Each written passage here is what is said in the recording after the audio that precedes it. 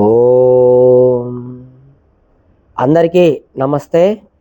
ఈరోజు మనము తెలుసుకోయే వేద మంత్రము ఓం పదం దేవస్య నమసావ్యంతః శ్రవస్యవః శ్రవ ఆపన్ అమృక్తం నామాని చిద్దధిరే యజ్ఞియాని భద్రాయాం తేరణయంతా సందృష్టౌ. ఋగ్వేద మంత్రము. భావార్థము ఓ దేవా, భావార్థంలోనే వివరణ కూడా ఉంది. ఓ దేవా అంటే పరమేశ్వరునికి దేవా అనే నామం ఉన్నది. మేము నీ పదమును దర్శనీయ స్వరూపమును దర్శించితిమి. నీకు అనేక నమస్కారములు. నిన్ను స్తుతించుచు నీ ఎదుట నమ్రులము అగుచు ఆత్మ సమర్పణము వనర్చుచూనే నీ దివ్యమైనటువంటి దర్శనమును పొందగలిగితిమి.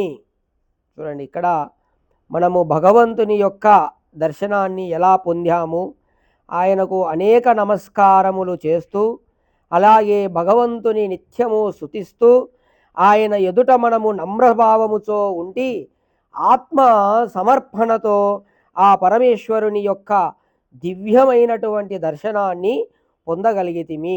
మరి ఇది అంతయు నీ ఎడకల భక్తి మహిమయే. చూడండి, మరి ఈ విధంగా మనం భగవంతుని దర్శించడానికి కారణం ఏమిటి అంటే ఆ భగవంతుని యందు కల భక్తి మహిమయే. దీనితో పాటు నా పూర్వపు యశస్సును సంపాదించుకొనవలయునను కోరికయు ఫలించినది. నీ దయ వలన మృదితము కాని అక్షయ యశస్సు లభించినది.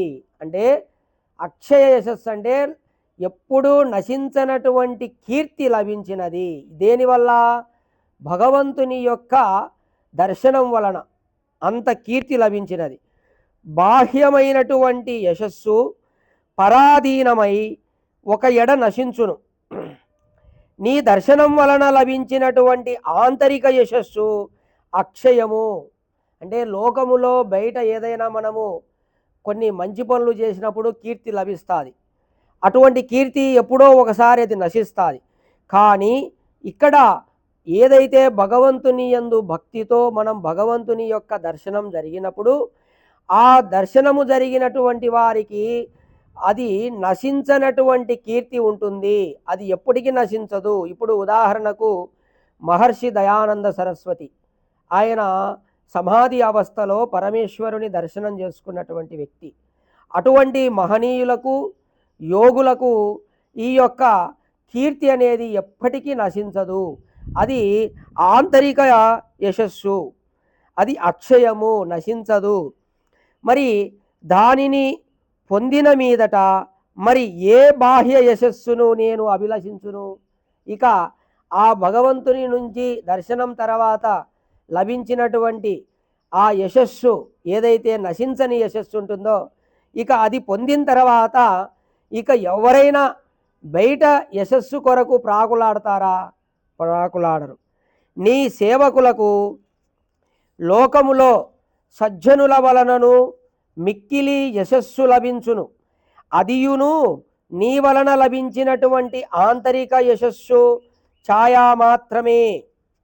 అయితే లోకంలో కూడా సజ్జనులు, మంచి పనులు చేసే వాళ్ళకు కూడా యశస్సు లభిస్తుంటుంది, మంచివారికి.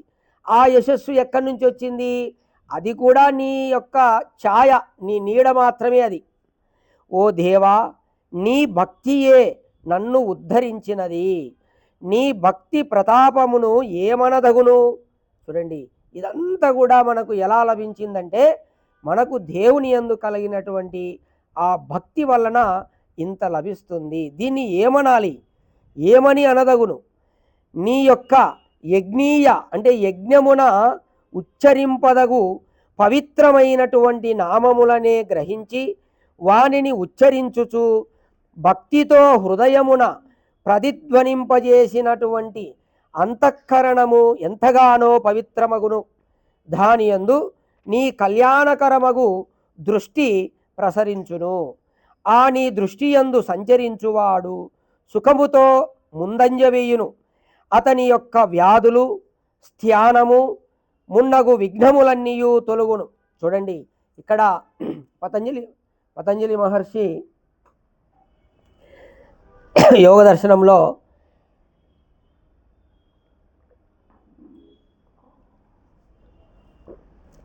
భగవంతుని దర్శనం చేసుకోవడానికి అష్టాంగ యోగము సాధన చేసేటప్పుడు ఈ యోగాంగములకు విఘ్నములు కలుగుతాయి, 9 రకాల విఘ్నాలు ఉన్నాయి అని తెలియజేశాడు. మరి ఆ విఘ్నములు ఎలా నశిస్తాయంటే అందులో మొట్టమొదటిది వ్యాధి, స్థానము, తర్వాత భ్రాంతి దర్శనం, ఇవన్నీ 9 రకాలు ఉన్నాయి. ఆ 9 రకాలైనటువంటి విఘ్నములు దూరం కావాలంటే మనం భగవంతుని యందు భక్తితో ఉండవలెను. ఆ భగవంతుని ఎప్పుడు నిరంతరం భక్తితో స్తుతిస్తూ ఉంటే ఆ విఘ్నములు కూడా నశించుతాయి. మరి ఈ విధంగా అవన్నీ కూడా నిర్విఘ్నముగా ఉన్నతుడును అగును. ఈ విధంగా విఘ్నములన్నీ తొలగి మనం ఉన్నతిలము చెందుతాము. స్వామి, నీ పవిత్రమైనటువంటి నామములను కూడా మేము ధారణ చేయజాలమా? నిన్ను చేరుటకు కనీసం ఇది అయినా మేము చేయవలయును. నీ ప్రేమ మార్గములో నడిచి ఒకనాడు మేము నీ దర్శనమును పొందితిమి. ఈ విధంగా మనం భక్తితో భగవంతుని యొక్క పవిత్రమైనటువంటి నామాలు వేదములో చెప్పబడ్డాయి. ఆ నామాలను నిరంతరము స్తుతిస్తూ యజ్ఞములో ఆహుతులిస్తూ నిరంతరము ధ్యానము చేస్తూ స్మరిస్తూ ఉంటే ఎన్నడో ఒకరోజు భగవంతుని దర్శనమైతే పొందుతాము. ఆ నశించనటువంటి యశస్సునకు భాగస్వాములము అయితిమి అని చెప్పదగిన వారము అగుదుముగాక అని ఈ విధంగా ఈ మంత్రంలో పరమాత్ముడు మనము భగవంతుని యందు భక్తి కలిగి ఆయన యొక్క నామాలను స్తుతిస్తూ ఆ యొక్క ఆహుతులను ఇస్తూ నిరంతరము ధ్యాన నిమగ్నులమై ఉన్నప్పుడు ఆ భక్తి వల్ల మనకు తరగనటువంటి యశస్సు భగవద్ దర్శనము లభిస్తుంది. దానివల్ల ఎన్నడూ నశించినటువంటి యశస్సు కీర్తి లభిస్తుందని చెప్పేసి ఈ మంత్రము ద్వారా మనకు పరమాత్ముడు తెలియజేస్తున్నాడు. అలాగే ఈ యోగాంగములలో మనకు విఘ్నములైనటువంటి 9 రకాల విఘ్నాలను కూడా భగవంతుడు ఆ భక్తితో నామాలను స్మరిస్తూ ఆహుతులు ఇస్తే అవి కూడా దూరం చేస్తాడని చెప్పేసి ఈ మంత్రములో మనకు తెలియజేయడం జరిగింది. కావున ప్రతి మానవుడు కూడా భగవంతుని యందు పూర్ణ భక్తి విశ్వాసాలతో భగవంతుని తెలుసుకొని ఆ విధంగా భగవంతునికి అనేక నమస్కారాలు చేస్తూ ఆయన యందు వినమ్రుడై నిత్యము ఆయనను స్తుతిస్తూ ఆ యొక్క భగవద్ దర్శనము పొందాలని, భక్తితోనే పొందాలని చెప్పేసి ఈ మంత్రములో తెలియజేయడం జరిగింది. ఓం తత్ సత్.